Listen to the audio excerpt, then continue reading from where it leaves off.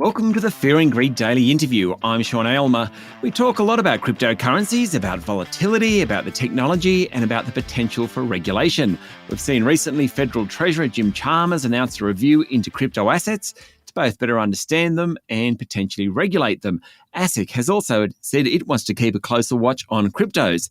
E-commerce giant PayPal has also commissioned research into digital commerce trends, and I wanted to have a look at what they found about cryptos, NFT, non-fungible tokens, and how we're engaging with the metaverse. Edwin Aoki is the CTO of blockchain, crypto and digital currencies at PayPal. He's based in the US but is visiting Australia at the moment. Edwin, welcome to Fear and Greed. Thank you. It's great to be here. That is quite the title. CTO of blockchain, crypto and digital currencies. Impressive. Yes, it's a fun job. It's something that allows me to be able to bring the history and experience that we have at PayPal in the payment space together with this new and nascent experience. Okay. Look, we saw some figures last year claiming that 40% of Australians intended to buy crypto in the next 12 months. That always seemed a bit unrealistic. According to your data, how many Australians actually own crypto?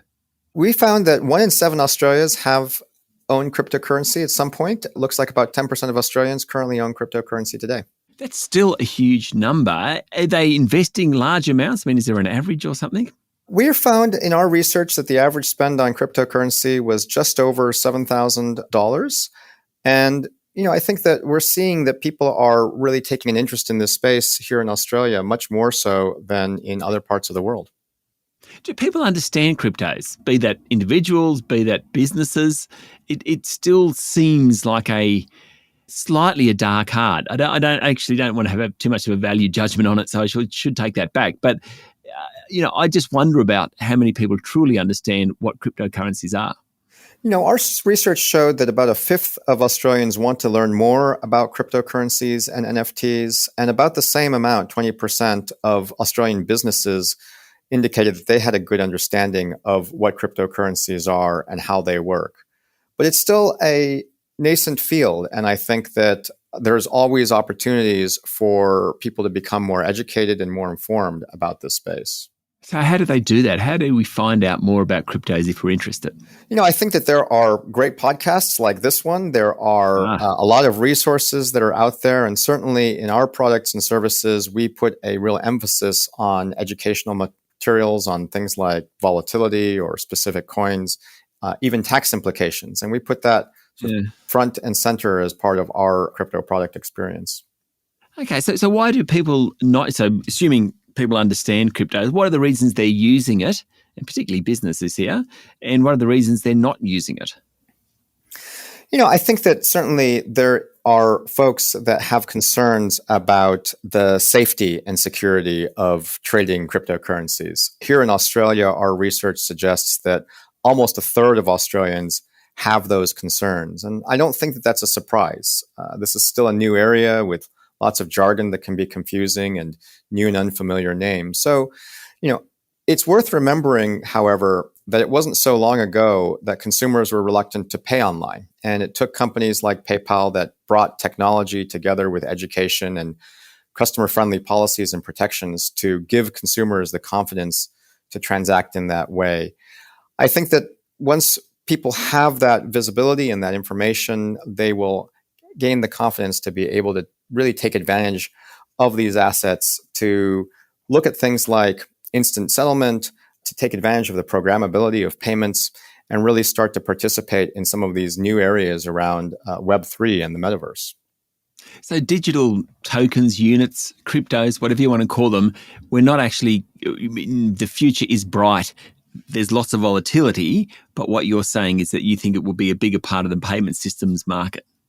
Absolutely. Our view at PayPal is that crypto is really best when it serves the needs of accessibility so that more people can be brought into the financial system, that it has real utility for folks that can use it for the kinds of things that they want to exchange value, and that it happens in the context of a regulatory and compliance framework that people understand and that protect them from the most egregious abuses that are out there.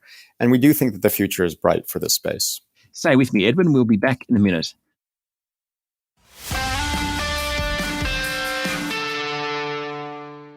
My guest this morning is Edwin Aoki, CTO of Blockchain, Crypto and Digital Currencies at PayPal. Okay, I want to move on to non-fungible tokens, NFTs. Your research had a look at that as well. It's still fairly fringe, isn't it? It is. It's still very early days, I think, with NFTs. Only 4% of Australians, according to our research, have owned an NFT at some point. And today, only about 2% of Australians currently own an NFT. But 20%, again, say that they want to learn more about that. I mean, the thing about NFT, I like the idea of an NFT, and I sort of understand that more than I understand cryptos, to be perfectly honest, because I always compare it almost to a piece of artwork, just about. Like I can see value in it if people believe there's value in it. What about safety and security of trading of NFTs? That's one thing I don't quite get. Yeah, certainly. I think that there are concerns around that, just as there have been concerns around crypto. The safety and security of trading NFTs depends not only on the underlying technology and the protocol, but also in the underlying asset that NFT is tokenizing. And again, I think that there is a wide variety of quality around those underlying assets and understanding of what consumers are actually buying when they get an NFT. So I think that there is an opportunity for marketplaces and for individuals to become much more informed and much more respectful of the way that consumers need to understand these assets in order to be successful. Okay, so cryptos, digital units, NFTs, certainly they have people who believe in them, those who don't. Pretty much everyone likes the technology behind them, though. Blockchain technology, it just seems to have huge potential from central banks and governments through to investors. People like it. When do you think that starts to become more mainstream? That's a great question. I think that we're already starting to see the mainstreaming of some of this information and understanding today. Certainly we see that 60% of Australian online businesses are interested in the metaverse, either today or in the future. We understand that both consumers here in Australia and around the world have really started to embrace digital currencies and the opportunities that they present. We still have to make sure that the technology is going to catch up. We still have to understand that the regulatory experience is going to catch up. And we need to make sure that they are twinned with beautiful product experiences that make them really available for customers. Okay, you mentioned the metaverse, and your research examined that area also. 1 in 8 Australians have participated in the metaverse, with a large chunk of those having bought, sold or traded goods and services. How does it actually work? I must say I'm one of the 7 in 8 who haven't traded in the metaverse. I'm just interested in what it looks like. Well, I think that it depends a little bit on how you define the metaverse. And unfortunately, there are lots of definitions around exactly what form that takes. But certainly we see a lot of interest in the digital gaming and in the virtual reality space, people that are trading goods and services like outfits or skins, people that are customizing avatars and bringing those into the area, and being able to really apply that personalization and their own individuality into their projection online. Okay, so I understand that part of it. From an e-commerce perspective, where does that end up? Like, is there a point in a decade's time where it's far greater than what your avatar looks like? I think as an increasing part of our lives take place online, and we've seen this really as an evolution and really an acceleration to digitization over the past few years, that there will be additional opportunities for people to attend concerts, for people to participate in experiences that take place in the metaverse. And commerce, I think, will follow those opportunities, whether that is an NFT of an artist or a band that you particularly enjoy, whether that is a set of personalizations to avatars, or whether that is commerce that takes place in a virtual work setting in the metaverse. All of these things will lead to transactable opportunities and areas where payments and commerce will start to come together in the digital realm. Edwin, do you ever see stuff and you just think, I don't get that? Like, this is quite a serious question, because what you're really talking about, the cutting edge here, and PayPal's involved in payment system around this area. Do you ever come across stuff and you think, oh, I don't get that one?